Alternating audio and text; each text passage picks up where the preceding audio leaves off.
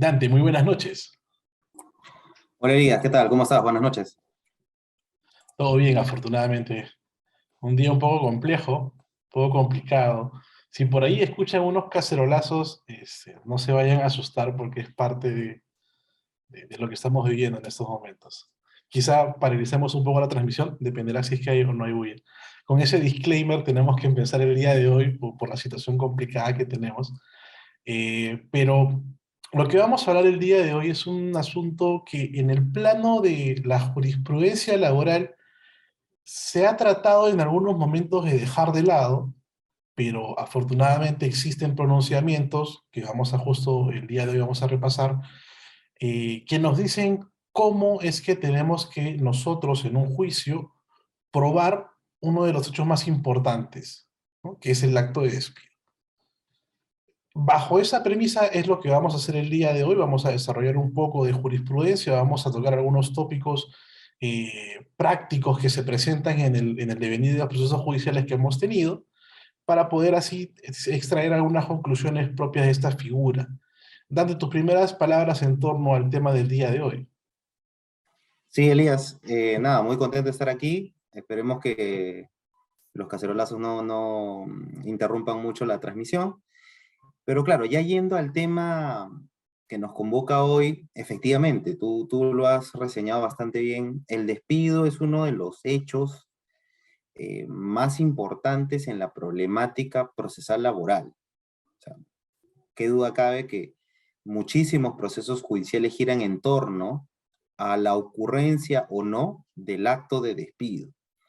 Y la idea hoy es dar cuenta principalmente de un reciente pronunciamiento de la Corte Suprema que nos recuerda lo que la ley ya dice, pero en el estado de las cosas actuales hay que celebrar incluso esto, ¿no? Ya que un órgano jurisdiccional aplique la ley es un acto de alegría para nosotros, ¿no? Lo que durante más de 200 años fue algo normal, hoy debemos alegrarnos de que ocurra, ¿no? Porque lamentablemente ya no vivimos en el gobierno de la ley, sino en el gobierno de los jueces, ¿no? Digo lamentablemente entre comillas porque, claro, eso complica aún más la difusión del derecho al trabajo, ¿no?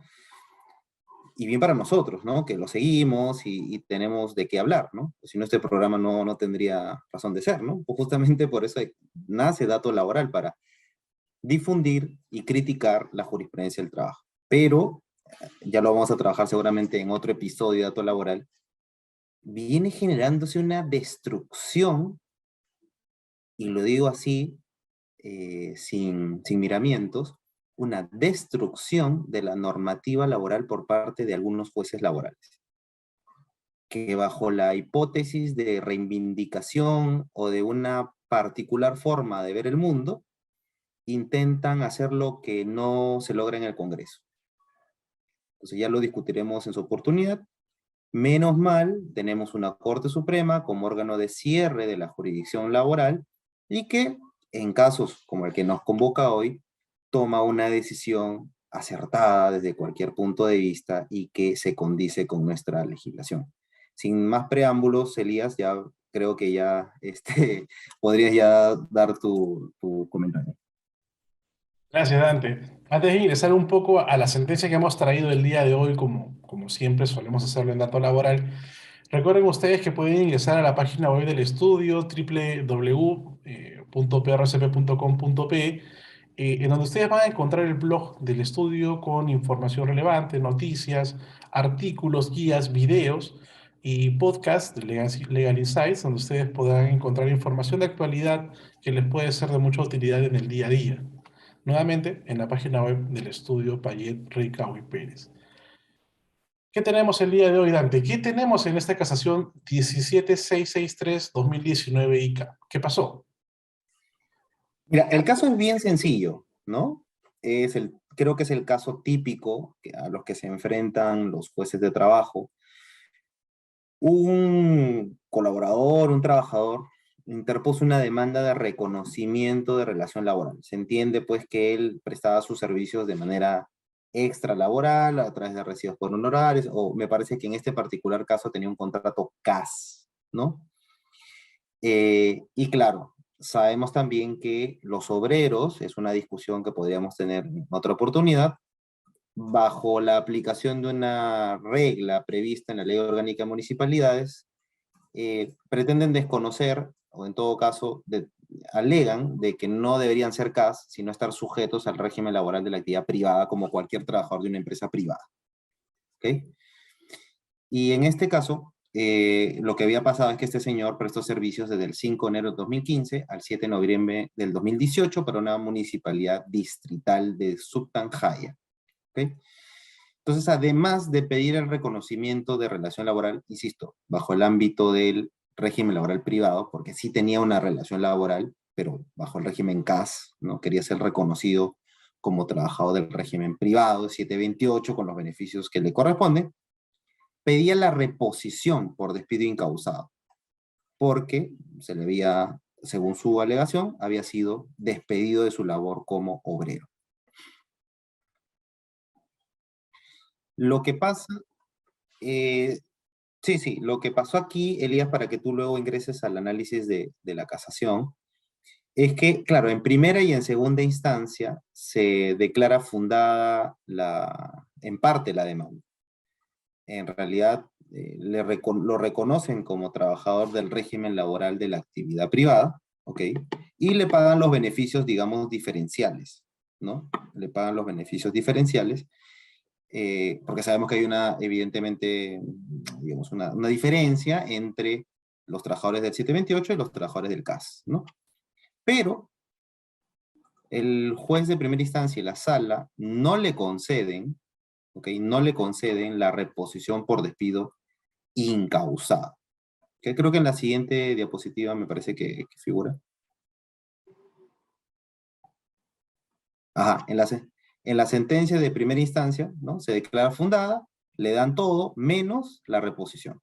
En segunda instancia, exactamente lo mismo, se confirma por similares argumentos. Entonces es el trabajador el que recurre en casación, porque claramente su pretensión más importante, que era regresar a trabajar, había sido desestimada. Entonces es el trabajador el que lleva el recurso a la Corte Suprema. De acuerdo. Está claro, ¿no? Aquí lo más seguro es que los argumentos hayan sido plaza presupuestada y acceso a la carrera administrativa vía concurso público. Ya, es algo regular, ¿no? Que hacen los jueces a nivel de primera y segunda instancia. Pero a nivel de Corte Suprema, lo que ocurre con motivo justo del recurso de casación del trabajador es que la Corte Suprema ingresa a esta parte, a esta práctica de darnos una especie de clase pequeña de definiciones jurídicas de qué es lo que se entiende por despido, ¿no? Y nos dice al principio que es un acto unilateral, ¿no? No interesa aquí la participación del trabajador, interesa lo que dice o lo que decide el empleador. Constitutivo, porque a partir de este acto cambia la situación jurídica del trabajador. Recepticio, porque basta con la notificación de la carta de vinculación de despido o el acto distintivo para que tenga estos efectos. Y produce, pues, la extinción de la relación laboral. Extingue contractualmente esta vinculación que tiene la entidad en esta oportunidad con este trabajador que estaba bajo una modalidad CAS. Y lo que la Corte dice, además de la definición teórica que nos coloca, es que el trabajador se encuentra en la obligación de acreditar el despido o el acto unilateral del empleador que le impida prestar sus servicios. Esto va a ser un punto que vamos a analizar un poco más adelante con Dante, pero ya nos va anunciando de que hay una actividad que tiene que desarrollar el trabajador. Y esta actividad pasa pues por diferenciar entre extinción de relación laboral y acto de despido. Nos dice, ahí hay una relación de género-especie, pero tienes que hacer algo más para que la extinción de la relación laboral sea considerada como, o digamos, exista un despido, en pocas palabras. ¿Y qué nos dice? Esta actividad adicional es hacer la constatación policial o tener un acta emitida por la autoridad administrativa de trabajo en donde se constate efectivamente que el vínculo laboral feneció o que no te permiten ingresar al empleo, a prestar servicios. Esta actividad adicional lo que le pide la Corte Suprema, y entiendo, Dante, que es por ese motivo que la Corte le exige al trabajador acreditar esta situación. Correcto, claro. Había pasado aquí, que ya lo vamos a ampliar en breve, es que el trabajador no había ofrecido ningún medio probatorio que hiciera referencia ni al acto directo, digamos, de despido, ni tampoco al siguiente acto, que sería el impedimento para la prestación de los servicios. Como tú bien has dicho, o sea, una cosa es extinción del contrato de trabajo, y esto quizás lo podríamos reflejar claramente con los típicos casos de la renovación de los contratos modales, ¿no? Un trabajador está vinculado a través de un contrato de trabajo sujeto a modalidad, el que ustedes quieran, suplencia, obra o servicio específico, el que sea, necesidad del mercado, el que fuera. Y resulta que, como todo contrato, tiene un plazo. Entonces, claro, se cumple ese plazo del contrato y muchas veces el trabajador considera que ese contrato está desnaturalizado. Lo que la Corte Suprema nos dice es, a ver, es cierto, tu contrato ya feneció, se ha extinguido como cumplimiento del plazo que se había previsto. ¿Eso es sinónimo de acreditar el despido? La Suprema dice no. ¿Por qué? Porque necesitas acreditar el despido, es decir, este acto unilateral, constitutivo y recepticio. Te mandaron, por ejemplo, una comunicación diciendo que ya no vinieras a trabajar al día siguiente. Te mandaron una comunicación diciendo, señor, por si acaso su contrato vence el día de mañana, usted ya no tiene nada que hacer a partir del día 31 de marzo del 2022. No. Si no hay nada, no se cumple lo que la ley ordena, porque es la ley la que establece que el trabajador tiene que acreditar el acto de despido y que el despido no se presume. Bajo esa hipótesis es que la Corte Suprema dice, tienes que acreditarlo como principalmente y mayoritariamente, con una constatación policial. Como sabemos, la policía ayuda, ¿no?, para los actos de verificación de despido, van al centro de trabajo y hacen esta especie de verificación, o a través de un acta emitida por la Autoridad Administrativa de Trabajo, donde ya es un inspector el que hace esta verificación. Si no existen ninguno de estos dos documentos, ya estamos en un problema para la acreditación del despido. No porque sean los únicos y exclusivos que sirven para acreditar el despido. Por eso dije, primordialmente estos. Porque además, digamos, están revestidos de un acto público, ¿no? Hay un funcionario o un servidor público que sirve de respaldo, ¿no? Tenemos a un policía, tenemos a un inspector de trabajo.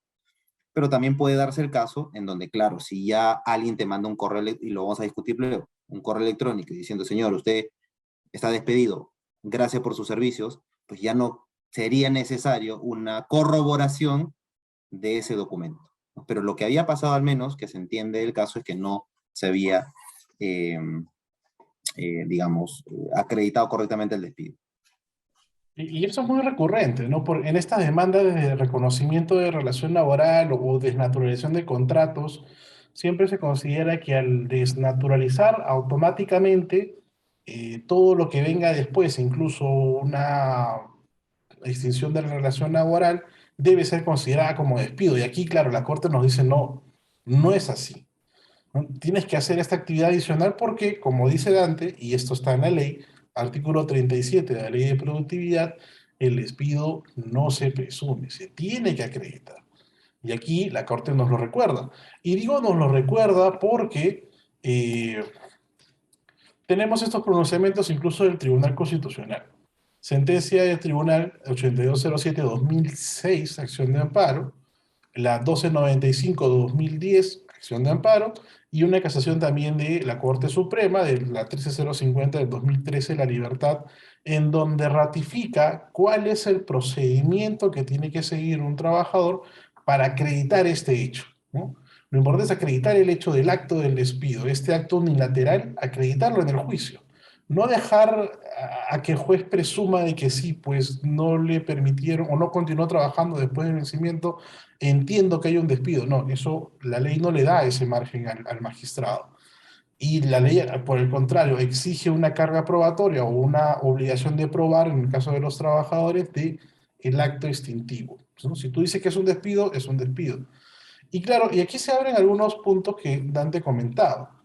¿Qué hecho, Dante, debe ser objeto de prueba con motivo de, de reclamaciones vinculadas con el despido?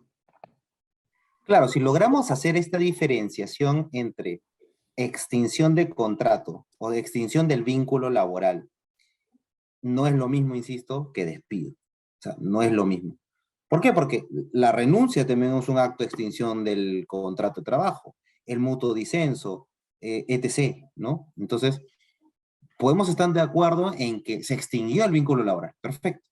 Pero si el trabajador, además hay que tener en cuenta que conforme a la distribución de la carga de la prueba que existe en la nueva ley procesal del trabajo, el 99% de hechos objeto de prueba en el proceso judicial son de carga del empleador. O sea, el empleador tiene que probar casi todo, casi todo.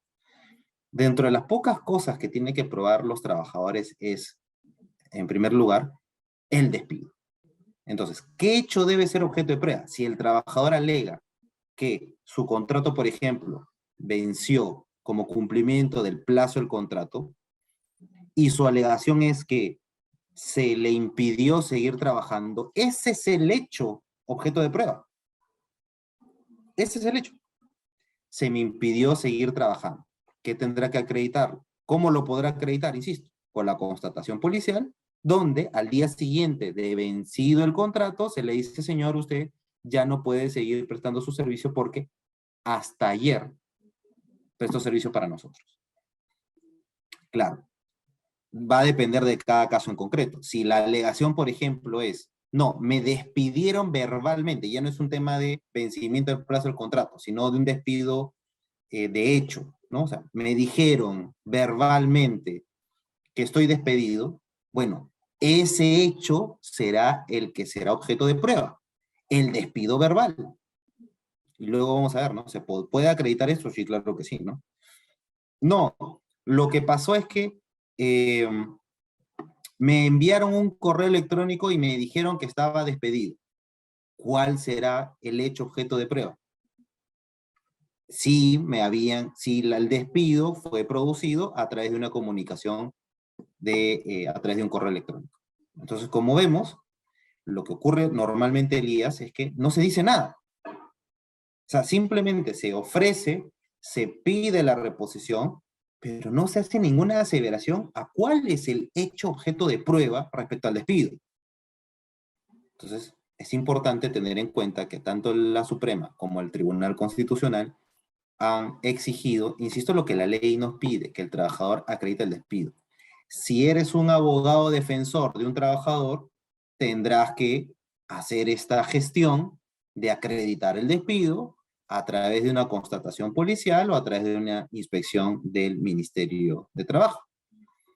No lo haces, bueno, pues las consecuencias para las omisiones e incumplimientos de las cargas probatorias las sabemos todos, ¿no? Artículo 200, me parece, Código Procesal Civil, ¿no? Si no acredito los hechos que alego, pues se desestima la pretensión. Caso distinto, Elías, bueno, y ahí hay sus bemoles, ¿no? En los casos de despido nulo, ¿no? Porque claro, en los casos de despido nulo, cuando se alega un despido nulo, ya los hechos objeto de prueba ya no solamente están en el acto extintivo, en el despido per se, sino en el motivo del despido. Entonces, ¿qué hacemos en esos casos, Elías? Bueno, cuando tenemos que hacer la acreditación del motivo del despido, en realidad tenemos que satisfacer la carga probatoria del artículo 29, ¿no? De la nueva ley, de la ley de productividad, perdón. en donde te hace referencia a cuáles son los motivos, las causales por las cuales se accede a este supuesto de nulidad. Y claro, la forma de acreditarlo, muchas veces no se existe una prueba directa para poder hacer. Por lo general, y esto ya también ha sido materia de desarrollo en cada supuesto de nulidad de despido, se utilizan los indicios, ¿no? Para verificar que fue desvinculado, fue despedido, puede ser un procedimiento regular de despido, pero se acusa un motivo, por ejemplo, antisindical. Oye, hubieron actividades sindicales que tú realizaste previo al despido, allí se requiere una carga probatoria adicional, ¿no? O, por ejemplo, te afiliaste recién al sindicato o comunicaste el estado de gestación o presentaste alguna queja contra el empleador ante alguna autoridad o ante él directamente en materia con reclamación de temas laborales. Estas situaciones son las que también deben ser acreditadas además del propio acto extintivo, que muchas veces en este tipo de procesos de nulidad de despido viene ya satisfecha por la propia carta de despido, ¿no? Si ya tenemos una carta de despido, un procedimiento regular, hay una imputación, hay un descargo, hay una carta final de despido, ya no tengo que hacer la constatación, ¿no? Porque justamente la carta de despido suple esta constatación. La constatación está realizada, está pensada justamente para aquellos supuestos en donde yo no tengo cómo acreditar que me han despedido. De la forma como yo puedo suplir esa deficiencia o esa ausencia probatoria es con la constatación, con la participación de la policía, con la participación de un funcionario de la autoridad de trabajo. Y esa es la responsabilidad que me atañe, que me asigna la propia legislación. Entonces, Claro, ahí Elías, qué interesante, saliendo un poquito de los casos de despido nulo, bueno, ya será motivo de volver a conversar sobre el despido nulo en un episodio de Dato Laboral. Pero, por ejemplo, si a mí me despiden verbalmente, ahí hay toda una problemática, ¿no? Porque, claro, ocurre, ¿no? O sea, de hecho, eso no se puede negar. Hay exabruptos, hay casos en los que, no sé, un gerente de recursos humanos o un jefe, en un acto insisto, ¿no? Un acto espontáneo y no premeditado ni reflexivo, simplemente despide a un trabajador, ¿no? Entonces el trabajador se va del centro de trabajo y luego interpone una demanda de reposición por despido incausado, diciendo a mí me despidieron, ¿no? Entonces, claro, ahí hay un problema, ¿no? Porque no nos olvidemos, y esto es importante para los trabajadores y para quienes ejercen la defensa de los trabajadores. Insisto, hay que acreditar el acto de despido. Entonces, en ese caso, el trabajador dirá, bueno, me despidió verbalmente tal persona. Y en ese caso, será casi versión contra versión, ¿no? Dirá, no, si me despidió otra persona, la empresa dirá, no, no es cierto, acredítalo, tú tienes que acreditar el despido, ahí te despidió. Y por el contrario, la empresa podría decir, más bien yo te despedí con procedimiento de despido por abandono de trabajo porque te fuiste. Y eso ocurrió mucho en la jurisprudencia, ¿no? Un trabajador que alegaba un despido verbal y por el otro lado la empresa que acusaba un despido por abandono de trabajo. El trabajador no tenía cómo acreditar el despido verbal, esa era su teoría del caso, esa era su hipótesis de trabajo en el proceso, no tenía cómo acreditarlo y la empresa sí tenía cómo acreditar que el trabajador no prestó servicios 4 días consecutivos. La moraleja de estos casos es que los trabajadores tienen que acreditar el despido. Y ahí viene la tercera, digamos, línea de reflexión que quería consultarte, Elías. ¿Se pueden utilizar grabaciones de audio o conversaciones por WhatsApp? Todos utilizamos hoy el WhatsApp, el Telegram, lo que sea, para acreditar el despido. es un elemento muy interesante. A primera vista no hay ningún impedimento para utilizar grabaciones y conversaciones de WhatsApp en la medida que tú seas uno de los participantes, ¿no? Ahí no tenemos ninguna limitación porque tú eres uno de los participantes, tú lo puedes difundir sin ningún inconveniente. Y claro, las grabaciones de audio, es un tema que se puede ingresar a debate en el tema de fondo, ¿no? Porque puede ocurrir que sea sujeto a una interpretación. Puede decir que realmente me digan en la reunión que yo he grabado de manera subrepticia, está despedido. Por lo cual de repente puedo ir al proceso judicial y acusar un despido incausado o, o un despido arbitrario, dependiendo cuál sea mi pretensión.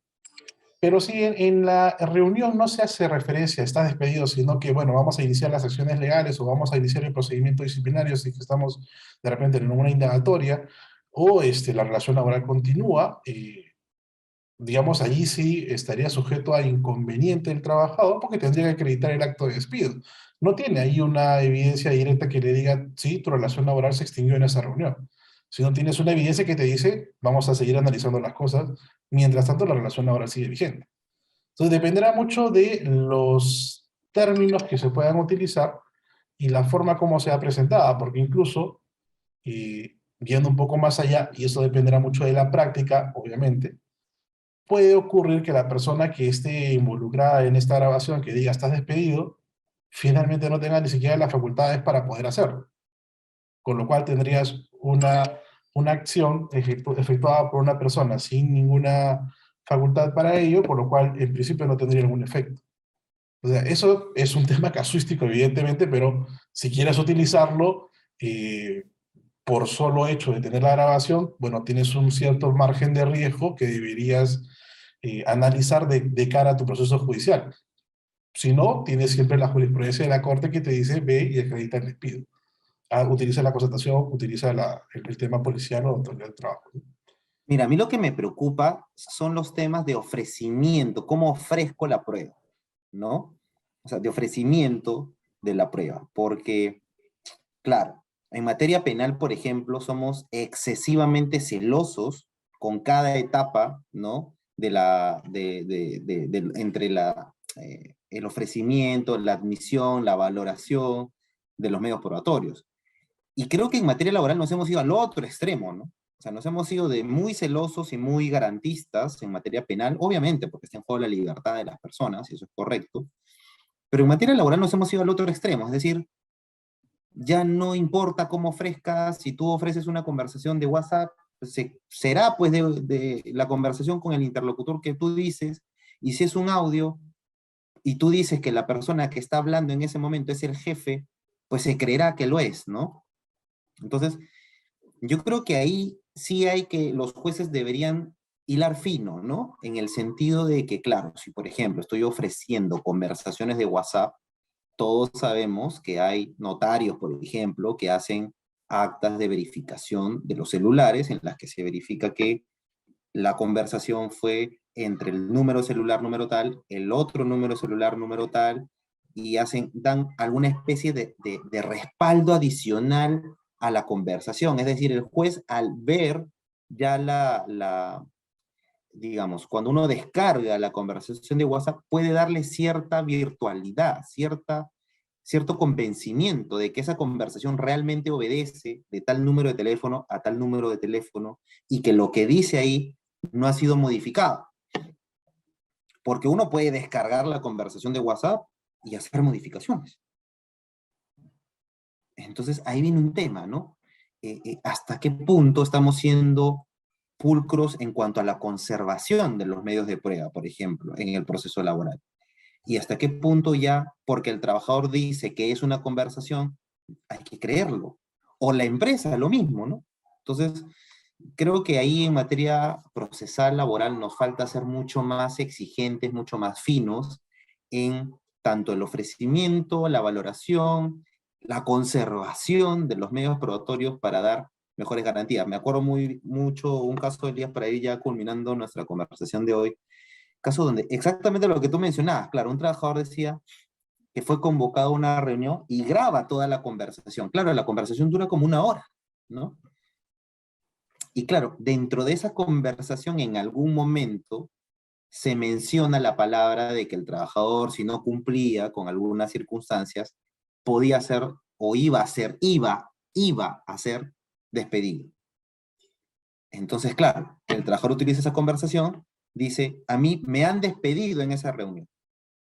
Pero como tú bien indicas, el decirte, si no cumples tus objetivos, vas a ser despedido, estoy hablando de un acto futuro que todavía no ocurre, significa que me despidieron en la reunión. Por eso la importancia del hecho objeto de prueba. O sea, si el trabajador alega que fue despedido en esa reunión, Lo que hay que verificar es si de esa conversación se desprende el acto extintivo en esa oportunidad. No si le dijeron que lo iban, que probablemente, que seguramente, ¿no? Etc., ¿no? Y de hecho, en ese caso que te comento, la jurisdicción hizo una valoración correcta del medio probatorio y dijo que efectivamente, si bien es cierto, se habían hecho menciones a una posible extinción del vínculo laboral, el hecho concreto es que en esa reunión no se le había despedido, ¿no? Ese, digamos, es el riesgo que se corre cuando tenemos conversaciones, porque vamos a estar supeditados a la valoración que posteriormente haga el juez respecto a que si efectivamente acredité o no el acto de despido.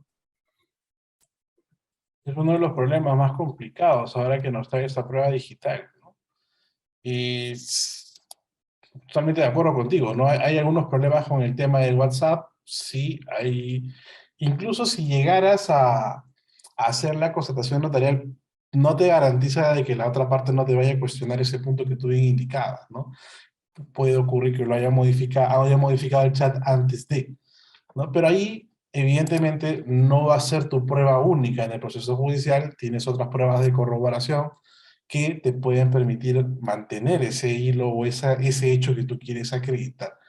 Y también existen algunos mecanismos adicionales a los del notario que quizá lo podamos conversar en otra sesión de datos laboral sobre el tema de la autenticidad que se requiere para poder ir al proceso judicial. Y es que muchas veces y esto también viene de la rama penal, muchas veces incluso se puede llegar a prescindir de los notarios en la medida de que se tenga un soporte electrónico que nos diga este documento fue cifrado en tal fecha y en tal fecha ya no se modificó nunca más, o el historial de modificaciones de un documento. Entonces, con los metadatos, ¿no? Pero esa es una información que se puede incluso llegar a debatir en un proceso judicial que, como tú bien dices acá, en el Perú todavía no está tan desarrollado el asunto, por lo menos en materia laboral, en materia penal sí está un poquito más desarrollado, sobre este cuestionamiento de la prueba digital. Pero sí, venga, que es un buen tema que lo podríamos tratar en las siguientes ediciones de Dato Laboral sin ningún inconveniente para ir ingresando un poquito más a la tecnología, ¿no? La nueva era digital que nos recuerda acá las pruebas judiciales, ¿no?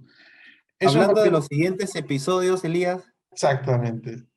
¿qué, ¿de qué va a tratar la próxima edición de Dato Laboral que nos convoca el próximo martes? El siguiente martes vamos a tener una especie de edición especial, no solamente en cuanto al tema, sino vamos a tener un invitado. Vamos a conversar con Oscar Paso Pineda, que es un miembro del Tribunal Constitucional, un profesor universitario también, y vamos a conversar sobre la jurisprudencia de acceso al empleo, ¿no? Hay muchos temas de discriminación en el acceso, en el tema de las ofertas de trabajo, los elementos que se pueden tomar en cuenta para poder calificar a un postulante a un puesto de empleo y que pueden caer en ese asunto de la discriminación. Entonces, lo que vamos a hacer es, a partir de una jurisprudencia de la Corte Suprema, analizar a grandes rasgos, evidentemente, qué sí y qué no se puede efectuar dentro de un procedimiento de convocatoria, ¿no? Y si tenemos algún sesgo de discriminación, si estamos dentro del margen regular de la contratación, eso lo vamos a ver en la siguiente edición de Dato Laboral, donde conversaremos nuevamente de síndico con Oscar Paso Pineda sobre el acceso al empleo, ¿no? Desde una perspectiva un poco constitucional laboral, para poder manejar un poco mejor los temas vinculados a ello, Dante. No, no es por ser spoiler, pero bueno, tú ya lo habías adelantado, no por ser un spoiler, pero claro, vamos a analizar, Elías, y bueno, para que nos sigan acompañando el próximo martes, una reciente sentencia de la Corte Suprema, una de las pocas realmente. Hemos hecho una labor ahí de hormiga y no hemos encontrado una igual, pero acaba de salir una sentencia en la Corte Suprema justamente sobre este tema de acceso al empleo y de alegada discriminación en el acceso al empleo. No, no voy a decir más porque si no ya estamos adelantando el próximo dato, pero qué interesante va a ser, no porque sea nuestro programa, ¿no? Sino porque así es la temática, efectivamente analizar cuándo sí y cuándo no estamos en un supuesto de violatorio, o sea, se está violentando el derecho al acceso al empleo de un trabajador, por ejemplo, con alguna discapacidad. Entonces, ¿cuándo sí, cuándo no? ¿Hasta qué punto llegan las obligaciones de los empleadores y hasta qué punto no? Entonces, creo que la próxima edición del dato laboral va a ser muy interesante, más aún si vamos a estar con Oscar, ¿no? Que es un invitado de lujo, creería yo, y bueno, se va a tomar un tiempito para conversar sobre derecho constitucional laboral. Así es. Así que están todos invitados a la siguiente edición de Data Laboral y conmigo y con Dante será pues hasta la siguiente semana. Así que llegamos con bien como siempre. Que estés bien, Dante. Cuídate. Que estés bien, Elías, cuídate. Que Saludos estén para bien todos. todos. Cuídense. Chao, chao.